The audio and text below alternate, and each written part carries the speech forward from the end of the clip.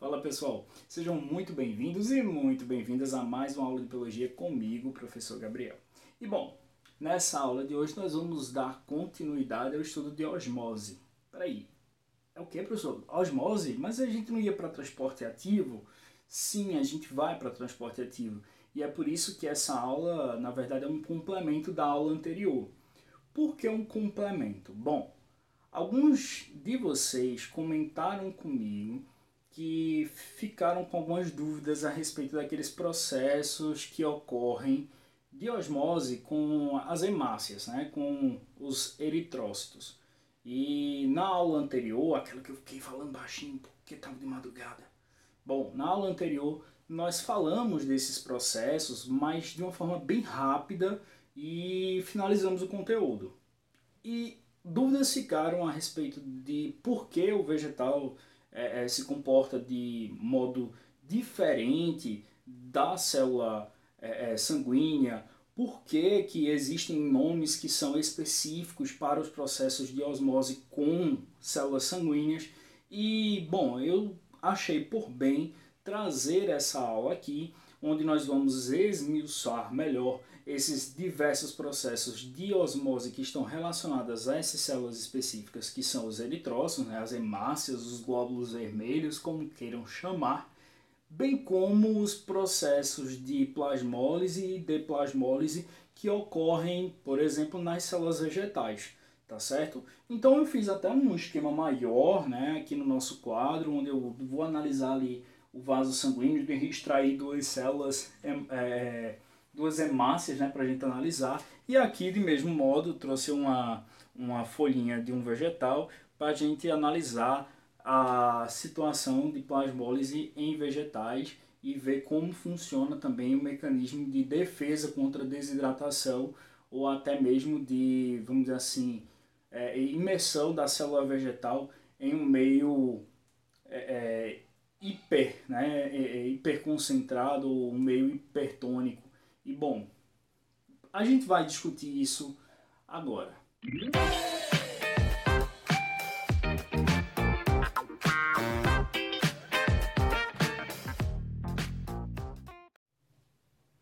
Bom, pessoal, a princípio eu quero ressaltar que essa aula trata-se de um complemento da aula de transporte passivo osmose. Portanto, ela será bem leve, eu vou tentar não editar muito, tá? Eu acho que eu não quero editar, na verdade, essa aula. Eu quero apenas que a gente consiga concluir o conteúdo, apenas complementar aquilo que foi falado anteriormente, naquela aula da osmose, do transporte passivo, e que vocês possam seguir para o próximo conteúdo, né, que é o transporte ativo, a bomba de sódio e potássio, que será o nosso exemplo a ser contemplado, assim como geralmente sempre é o exemplo-chave que o pessoal gosta de abordar, e sem que haja, de fato, uma certa dificuldade ou aquela dúvida, né? Como será, o que será esses processos que o professor falou. Então, quero enfatizar, eu vou trabalhar de uma forma bem leve, bem tranquila, sem precisar editar. Então, se eu cometer algum erro, eu vou me consertar aqui mesmo, tá certo? Tranquilo? Então a gente vai seguindo. Então imagine o seguinte: tua alimentação ou até mesmo a ingestão de medicamentos, bebidas e outros tipos de substâncias, assim como o próprio cuidado teu com o corpo, mediante atividade física ou até mesmo outras ações que você realiza no teu cotidiano, vão alterar, sim, a composição do teu plasma sanguíneo. Preste muita atenção no que eu estou te dizendo.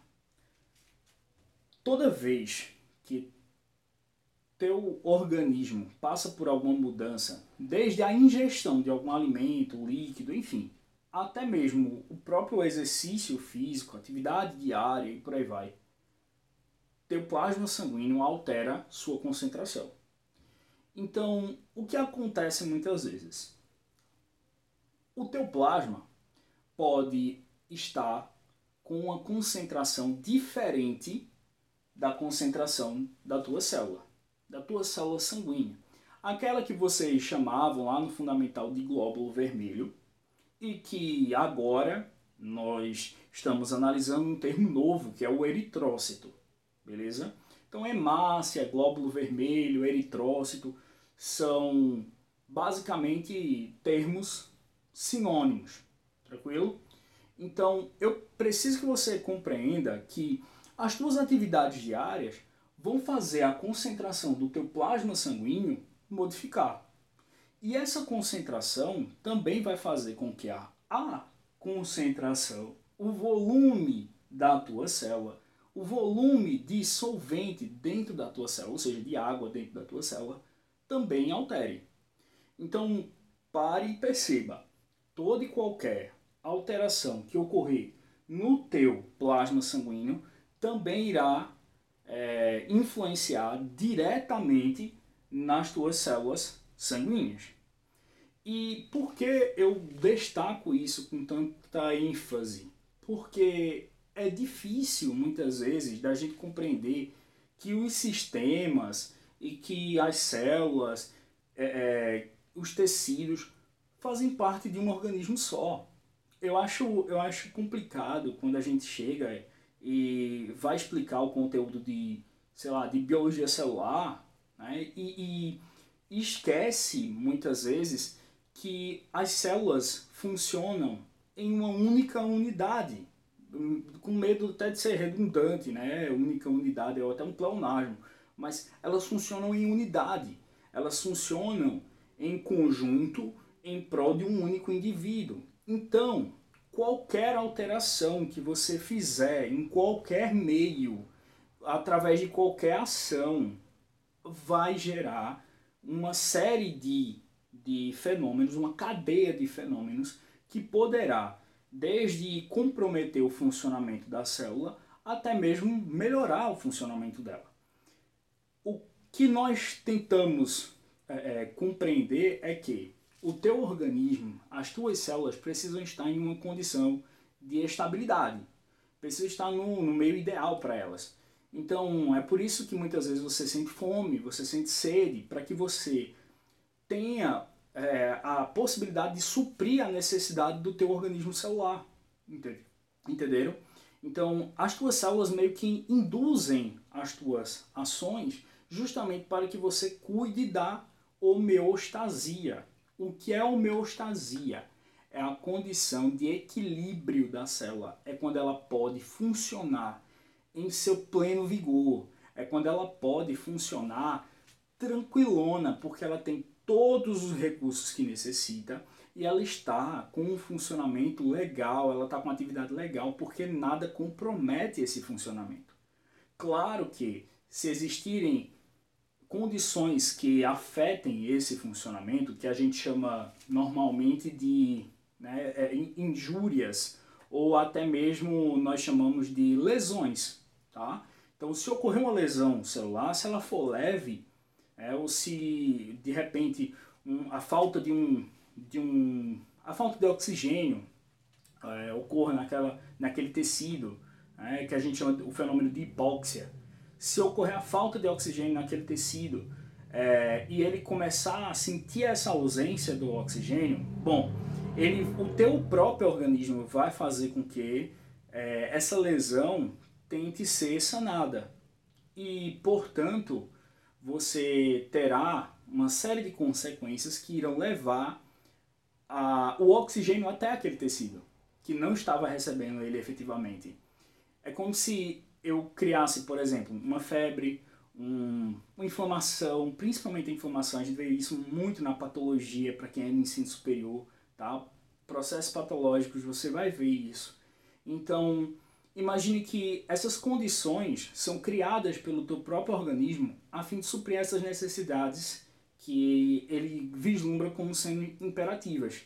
Então, se ele compreendeu ali que existe algo que está incomodando a célula é capaz de se adaptar. Beleza, ótimo. A adaptação celular é perfeito, porque é quando ela começa a ver que ela está em um momento que não é favorável à sua homeostasia, mas ela tenta ainda assim permanecer em seu funcionamento.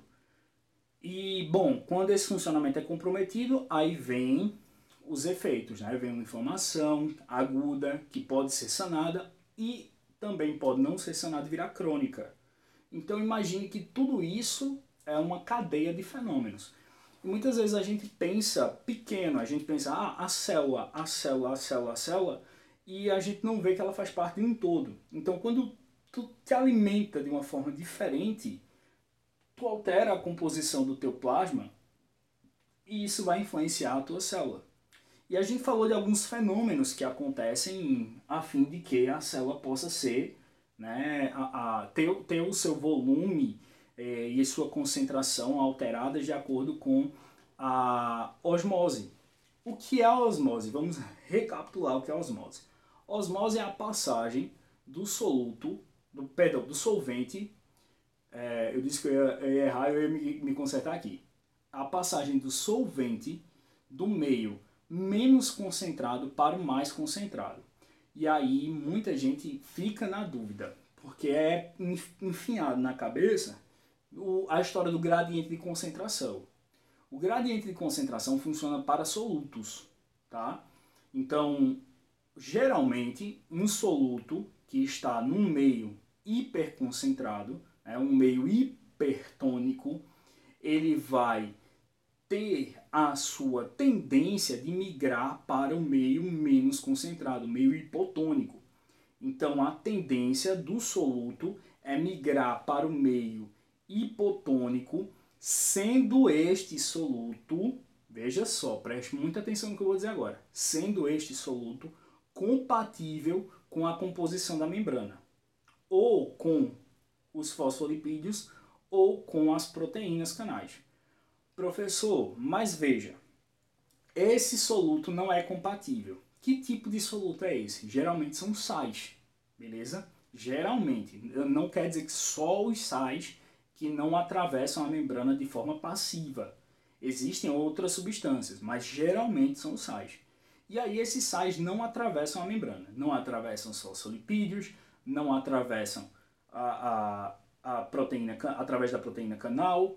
Então, bom, tendo em vista que eles não atravessam, o que eu posso fazer para equilibrar as concentrações? Porque eu tenho que estabelecer um equilíbrio, eu tenho que incitar uma isotonia. Como fazer isso? Tendo em vista que o sal não será transportado sem que haja um processo que nós chamamos de quê? De bomba, ou seja, um processo de transporte ativo. Não haverá um processo de transporte ativo e nessa perspectiva eu tenho que equilibrar aquelas concentrações de algum modo. O plasma está hipertônico e eu preciso fazer com que ocorra uma espécie de isotonia aqui. E aí você pensa muito no soluto. E não é para pensar no soluto, é para pensar no solvente. Então, pessoal, presta atenção aqui, tá? Se eu estou tirando o solvente de dentro da minha hemácia para solubilizar os sais que estão no meio extracelular, ou seja, para solubilizar o soluto que está no meio extracelular, se eu estou tirando a água, estou tirando a água, H2O, se eu estou tirando a água para solubilizar aquele soluto, eu estou tendo um fenômeno que na hemácia especificamente, tá? Na hemácia especificamente, é chamado de crenação.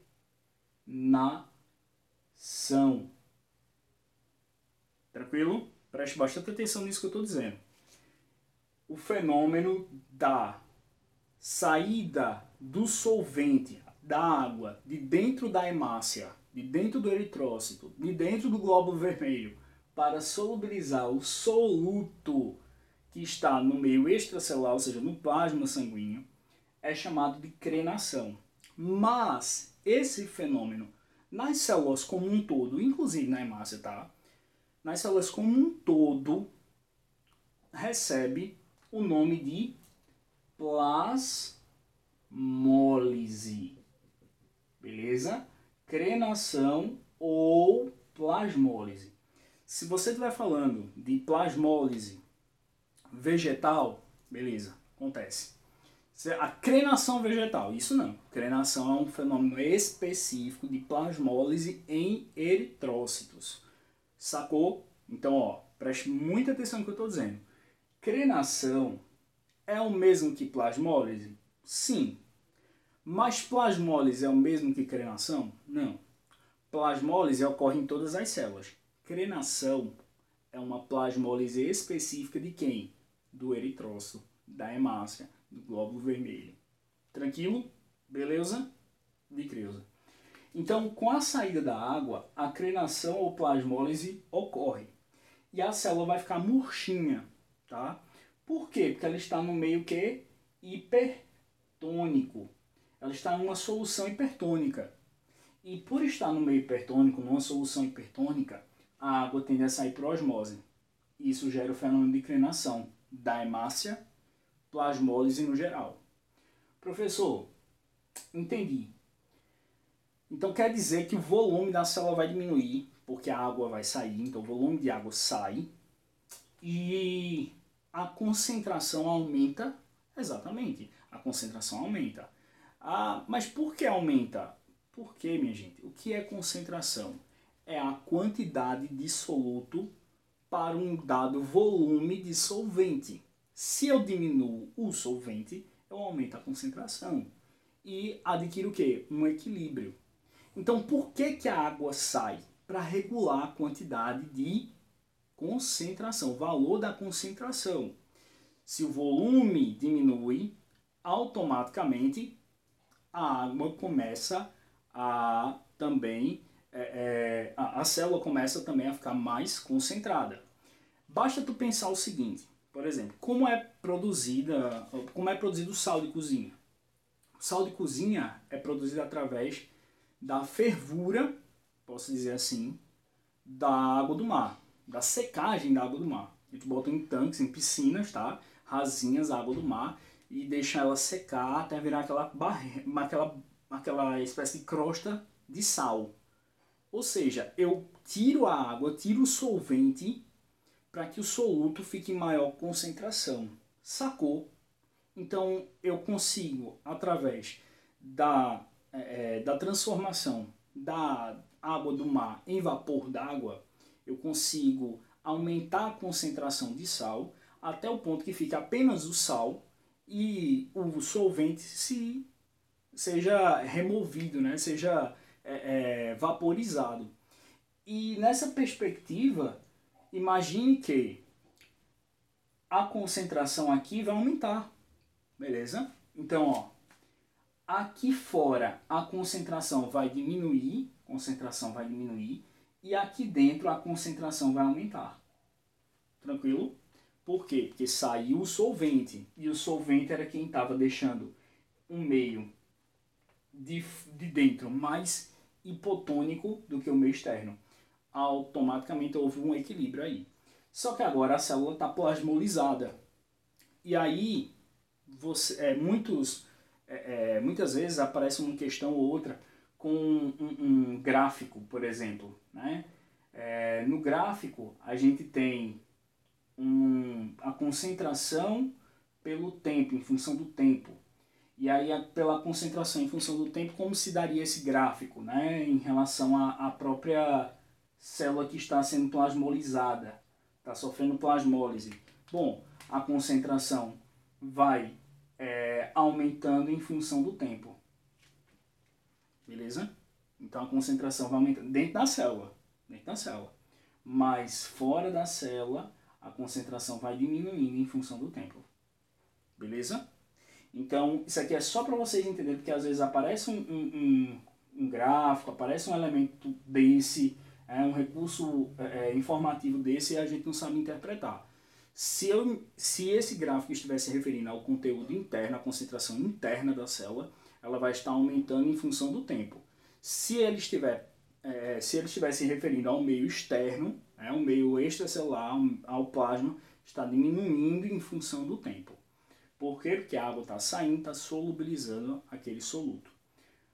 E no caso da célula em um meio hipotônico, professor, o que está acontecendo? Uma solução hipotônica. A hemácia numa solução hipotônica. Aí a gente falou de um fenômeno chamado de plasmoptise, ou melhor dizendo, né, porque o acento está em outro lugar, plasmóptise. Então, esse fenômeno aqui, onde ocorre turgidez da célula, é a plasmóptise, certo? A plasmóptise na célula sanguínea é chamada de hemólise, tá? Hemácia, hemólise, lembra disso, beleza? Então eu posso dizer que quando se trata da célula sanguínea, o fenômeno de plasmóptise é denominado o quê? Hemólise. Então toda vez que eu ouvir falar em hemólise, é a plasmóptise que ocorre onde? Na célula sanguínea. Ô professor, e o que vai acontecer com essa célula sanguínea? Simples, ela vai encher demais, ela vai ficar túrgida, ela vai ficar gordinha, tá? Cheia de água. Por quê? Porque a tendência, já que o sal não vai sair da célula, é que a água entre para solubilizá-la. Ok? Com a entrada de água ocorre hemólise, ocorre plasmoptise e pode ser que haja uma ruptura na superfície da membrana. Com essa ruptura, o conteúdo intracelular é liberado no meio externo, tá? No plasma sanguíneo, por exemplo. E aí, por isso a importância da gente regular sempre o nosso organismo, e por isso você vai, diante de um excesso de água, por exemplo, você vai aumentar a taxa de hormônio diurético, então você vai com mais frequência ao banheiro. Mediante a ausência da água, você vai menos ao banheiro, você produz mais hormônio antidiurético. Então, para tentar regular isso aí, para garantir que tuas células funcionem de forma contínua. Como eu disse a vocês, a plasmólise ocorre em células animais e em outras células também, bem como com os vegetais. A plasmóptise, nesse caso, já não é tão efetiva, por exemplo, em vegetais. Por quê? Porque nós temos uma estrutura além da membrana da célula vegetal, que é a boa e velha parede celular. A gente já falou de parede celular, a gente já conversou sobre a composição. Eu acho que existem vários vídeos em que eu falo que a parede celular ela é constituída na célula vegetal por celulose, na célula do fungo por quitina e na célula da bactéria por peptidoglicano. Eu já estou saturado, eu já estou hipertônico de falar isso. Então presta muita atenção aqui. A parede celular, por ser feita de lignina, por ser feita de celulose, ela é rígida, ela é dura, tá? É isso que confere rigidez aos vegetais. E nessa perspectiva, tendo em vista que ela é rígida, ela não vai permitir muitas vezes uma grande alteração no volume interno da célula, sacou? Então ela não vai permitir uma alteração muito grande no volume interno. Mas o que acontece? Às vezes ocorre o que a gente chama, claro, de diminuição do volume, plasmólise, certo? Então, ó, às vezes ocorre a plasmólise. Vai ficar até um pouquinho em cima aqui. Às vezes ocorre a plasmólise. Porque, infelizmente, não tem como o vacúolo armazenar água, fazer o uso dela e garantir o volume da célula em todo momento, em toda estação do ano, em toda condição meio que vive. Então, às vezes ocorre plasmólise, tá? Diminui o volume em função do quê? Da alta concentração de sais e da própria diminuição do volume do solvente, ou seja, da água. Mas, o que acontece? Às vezes, quando diante de água, a célula vegetal consegue captar essa água e minimizar os efeitos da plasmólise, ou até mesmo reverter por completo e restabelecer a homeostasia. Isso é chamado de deplasmose, plasmólise, tá? Ou seja, é o restabelecimento da condição de homeostasia, o restabelecimento da concentração, o restabelecimento do volume celular. Então, se houver uma plasmólise, a célula vegetal tenta minimizar ao máximo, graças à parede celular, a perda d'água, tá? Ela tenta diminuir o máximo possível muitas vezes a transpiração vegetal, ela evita muitas vezes manifestar, por exemplo, as estruturas reprodutivas, como é o caso da flor, tá? Ela cria espinhos, que são folhas modificadas para impedir a transpiração vegetal. Então, assim, ela tenta minimizar a perda de água. Mas uma vez na presença de água, ela restabelece o volume celular. Ela restabelece o volume de solvente, mediante o que? A captação de água. E esse fenômeno é chamado de quê? De plasmólise, ou seja, o contrário, o inverso da plasmólise. Beleza? Então ela pode, sim, murchar, mas depois ela volta ao seu estado original. Professor, tem condição de haver uma lise, como é o caso dessa aqui, por uma plasmóptise, né? Por um aumento substancial do volume de solvente? Não. Por quê? Porque, eu repito, a parede celular ela é rígida, ela tem uma rigidez maior, o que vai impedir que a célula aumente ou diminua seu volume de uma forma drástica. É mais fácil diminuir, como eu disse a vocês, porque desidratar diante de muitas vezes uma seca é algo comum para um vegetal, mas ele vai tentar criar mecanismos para impedir essa desidratação. Mas no caso de, vamos dizer assim, exacerbar o volume e ocorrer uma lise da membrana, não vai. Por quê? Porque a parede celular vai delimitar esse crescimento, essa turgidez. Beleza? Tranquilão? Eu espero que tenha sido mais fácil de entender. Eu não quis editar, eu quis falar mesmo mais detalhadamente, mas de uma forma a reunir as informações que são essenciais, indispensáveis, e também justificar aí as dúvidas que ficaram no caixolão de vocês. Beleza? Então, galera, na próxima aula aí sim a gente vem com a maravilhosa o maravilhoso fenômeno de transporte ativo conhecido como bomba de sódio e potássio. Beleza? Um dos transportes ativos na bomba de sódio e potássio. Fiquem com Deus, um cheiro bem grande no coração de vocês e até mais.